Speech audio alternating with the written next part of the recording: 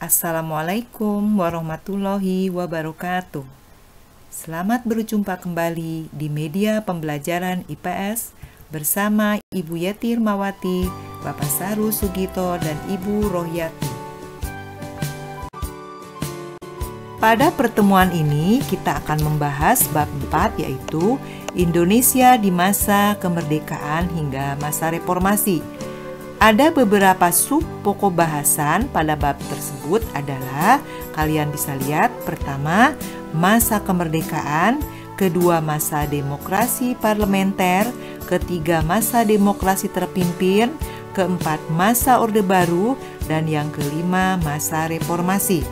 Untuk pertemuan hari ini kita akan bahas yaitu masa kemerdekaan. Tujuan pembelajaran pada materi ini adalah agar kalian semua dapat mengidentifikasi perkembangan politik, ekonomi, sosial, budaya di Indonesia pada masa kemerdekaan. Sekarang mari kita bahas materi pada pertemuan ini, yaitu masa kemerdekaan.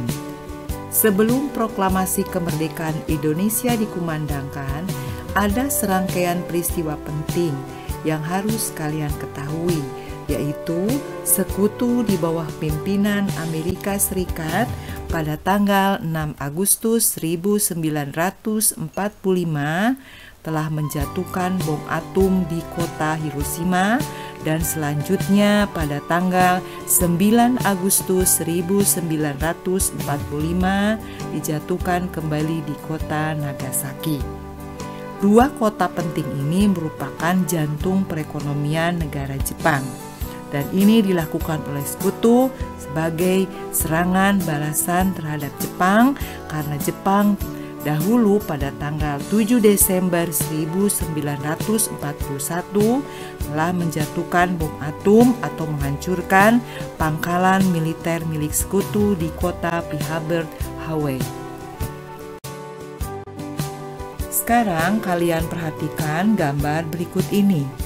Akibat pemboman di dua kota penting tersebut, pada tanggal 15 Agustus 1945, Jepang menyerah kepada Sekutu di kapal Missouri yang sedang berlabuh di Teluk Tokyo. Berita kekalahan Jepang ini terdengar ke seluruh dunia, sehingga para pemuda Indonesia pun mendengar berita kekalahan tersebut lewat siaran radio BBC. Bersamaan dengan tanggal tersebut, Insinyur Soekarno dan Muhammad Hatta yang baru datang dari Dalat Saigon, Vietnam Utara, didesak oleh golongan muda, yaitu oleh Hairou Saleh, Sukarni, Wikana. Mereka mendesak tentang pelaksanaan kemerdekaan. Golongan muda menginginkan agar kemerdekaan Indonesia cepat segera dilaksanakan. Golongan tua menginginkan agar kemerdekaan dibahas terlebih dahulu di dalam rapat PPKI, sehingga terjadilah perbedaan pendapat antara golongan muda dan golongan tua mengenai kemerdekaan. Karena terjadi perbedaan pendapat, maka golongan muda membawa golongan tua ke Rengas Dengklok pada tanggal 16 Agustus 1945 yang diketuai oleh Sukarni, Wikana, dan Hairou Saleh. Tujuannya adalah supaya menghindari tekanan dan pengaruh dari Jepang. Kalian perhatikan foto berikut ini. Di Rengas Dengklok terjadilah pertemuan kembali dan membahas tentang pelaksanaan kemerdekaan. Dan akhirnya ada kata sepakat bahwa kesiapan golongan tua untuk memproklamasikan kemerdekaan Republik Indonesia pada tanggal 17 Agustus 1945. Setelah terjadi kata sepakat mengenai pelaksanaan kemerdekaan, maka golongan muda membawa golongan tua kembali ke Jakarta. yaitu menuju rumahnya Laksamana Muda Maeda di Jalan Imam Bonjol nomor 1 untuk merumuskan teks proklamasi. Kemudian, teks proklamasi kemerdekaan dirumuskan oleh Insinyur Soekarno, Muhammad Hatta, dan Ahmad Subarjo. Kemudian diketik oleh Sayuti Melik. Tanggal 16 Agustus 1945 dini hari, teks proklamasi selesai dirumuskan. Yang kemudian pada tanggal 17 Agustus 1945, teks proklamasi dibacakan oleh Insinyur Soekarno di Jalan Pegangsaan Timur nomor 56 Jakarta.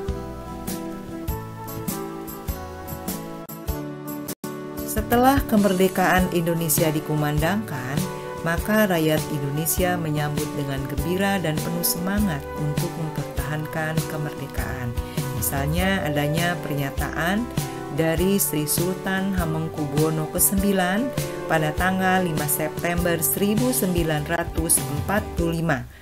Kemudian adanya rapat di lapangan Ikada pada tanggal 19 September 1945.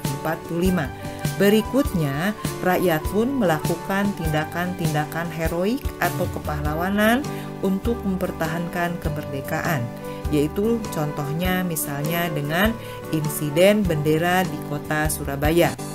Kemudian, tidak hanya itu, diplomasi pun dilakukan dengan pihak penjajah untuk mempertahankan kemerdekaan, misalnya dengan melakukan konferensi meja bundar.